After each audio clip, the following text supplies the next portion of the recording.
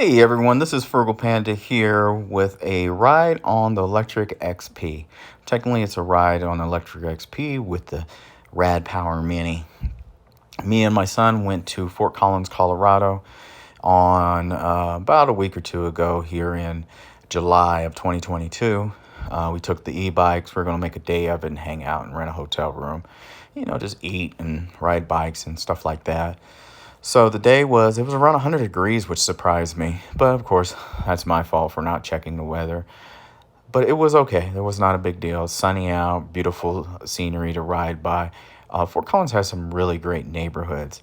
This Lectric XP has around, and this is the Lectric XP 1.0. There's no real difference between the 1.0 and the 2, except for one has suspension and just a little bit of things, but not much.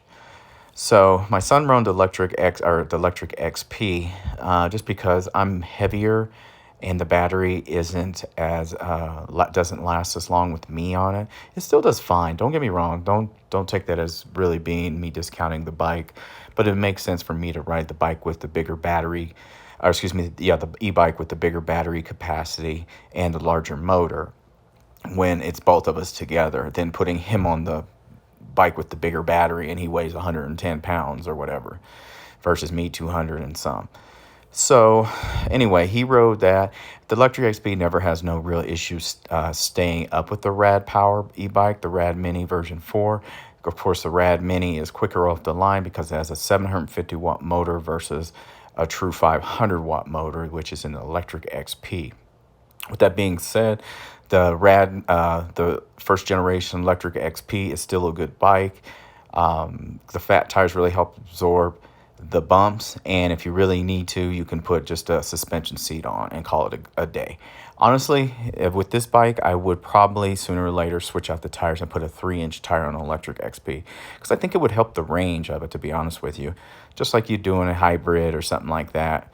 The larger the tires you put on there and the larger the rims, the less range you have. It's the same thing with bikes too. So anyway, this is our ride. We're riding around the park, Fort Collins neighborhoods. Fort Collins, which is Colorado State University, is based out of here, is a beautiful city of about 175,000 people.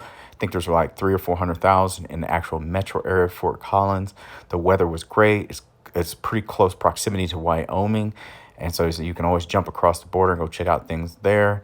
If you like nature, it's a great city to be based out of to go check out different types of things related to nature. Tons of hiking in the area, hiking around the region. Pretty safe city. There's not really much to say about it. It's just a cool college city. And it's a great place to go take your bike and ride, especially in downtown. It's very bike friendly in downtown. Now, when you start getting closer to the edges of it, of course, there's not as many bike areas. What I mean by that is like riding on the street. Not counting trails and stuff like that, but actually riding on the street. But in the actual city itself, you can ride on the street just like you can in Boulder. It'll say bikes are allowed to ride in the middle of the street with cars. I don't really like doing that. And so we didn't do a lot of that. I'll do it on my own, but I don't want to put my 13-year-old son out there with me on a bike. You know what I mean? So I just played it safe. We rode on sidewalks at different areas. I didn't feel comfortable putting him out there. It's not about me. It's more about him. So anyway, if you're not in Colorado and you're coming here, go check out Fort Collins. Check out Fort Collins. Check out Boulder. Bring your bikes or just go for some good walks.